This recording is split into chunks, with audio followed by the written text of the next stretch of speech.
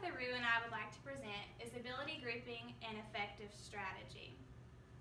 First, we started with the reasons behind our project. We decided to do this topic about ability grouping because we both work in the education field where we use ability grouping daily. It's relatable to our own teaching styles and things that we do in our own classrooms. And finally, this research is going to give us more support if we choose to continue using ability grouping. First, we came up with some research questions to guide our data collection. First, we decided to define ability grouping. How it allows students to move in and out of groups with new capabilities. The first research question that we came up with is, what is the effect of students' academic achievement when they're involved with ability grouping? The second question we came up with is, what is the effect on their self-esteem? And finally, what is the effect of ability grouping on teachers? So we did some literature review to support either way. The first thing we came up with is that teachers use ability grouping as a strategy to reduce the number of struggling students. Basically, that's why they use it. We've noticed that 20 to 40% of middle schools actually use ability grouping every day, and the increase of ability grouping in primary grades has shown an increase lately as well. John Hallam writes that students in lower ability groups have large academic gains.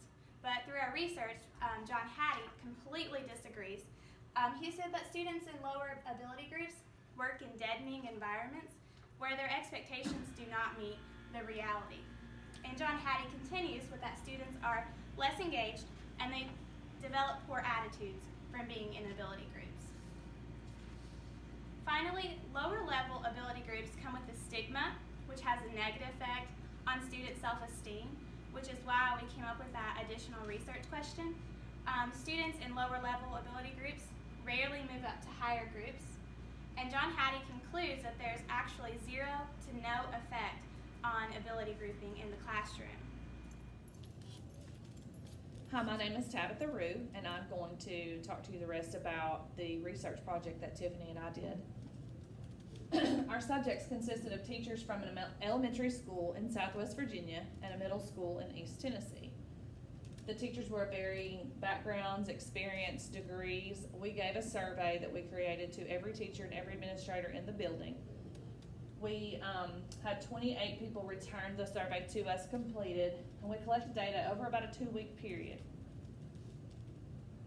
I'm going to talk to you now about our results that we got from the survey. We asked the teachers if they use ability grouping now within the class, school-wide. 78% of teachers do use ability grouping in some form.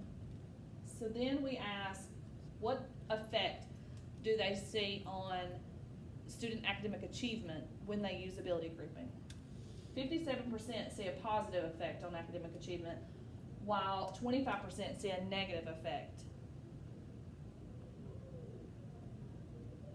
Then we ask about the effect on student self-esteem. 32% see a positive effect, while 60% see a negative effect on self-esteem. So then we ask about the effect of ability grouping on teachers themselves.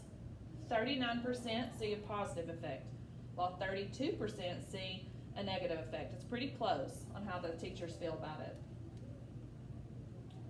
So we asked them to list some of the constraints that they feel when they do use ability grouping. And as you can see, the main one here is time management. A lot of the teachers felt really constrained by finding the time to do it. And then the other big ones are class size and overall student behavior. And then some of the other ones are lack of resources, differentiation, student attitude, lack of assistance, lack of tutoring, student motivation was another one. So you can see there are a lot of different constraints that the teachers feel, and that's maybe why they don't use ability grouping. So after we reviewed all of this, all of our information, looked over all of our surveys, and really did a lot of studying on this, there's really no overwhelming evidence to support the use of ability grouping. Academic achievement is the largest supporting factor. However, student self-esteem is the biggest reason not to use ability grouping. So what I want you to think about, which one's more important to you? Which factor means the most, academic gains or student self-esteem?